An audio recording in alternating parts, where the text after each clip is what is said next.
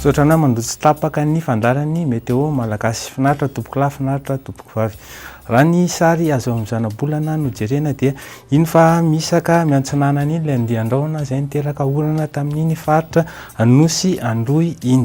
Fa ny mandrafitra ny toetrantsika amin'ny ankapobeny dia mbola alizay malefaka hatrany.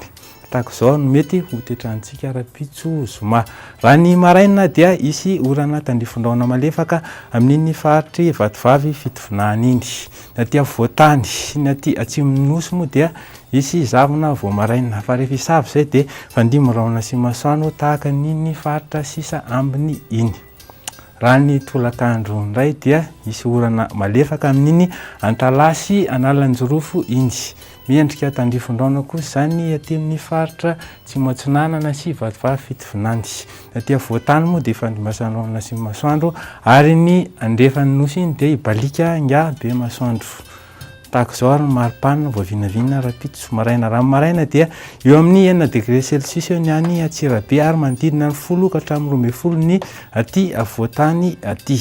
Raha ny toetrandro amin'ny tolakandro indray dia nahitana fiakarany kely daholo saika manerana ny nosy izany satria io dia tafakatra 7 izany aty amin'ny Toliara, 8 aty Morondava ary 9 iny Maintirano iny. Izany hoe mafana mihitsy izany Madagasikara amin'ny ankapobeny. Raha ny toetrandro amin'ireto toeran-dehibe any ivelan'ny nosy reto dia tahaka izao izany. Saika maina ireo amin'ny ankapobeny ankoatrin'ny Nairobi izay izy orana malefaka. Izany hoe balika ny andro any Milan sy any Johannesburg, andrahona ny andro any Paris ary fandimo rahona sy masoandro any Bangkok. Ny toetrandro amin'ireo tanan-dehibe ivelan'ny Madagasikara izany amin'ireo nosy manodidina antsika ireo dia maina ny andro sy fandimo rahona sy masoandro any Port Louis, Seychelles sy Saint-Denis ary andrahona ny andro any Comore. Izay tompoko ny afaka tolotra amin'ity alina ity fa dia Rapitso tahaka izao indray ny fotoanantsika manaraka. Veloma tompoko.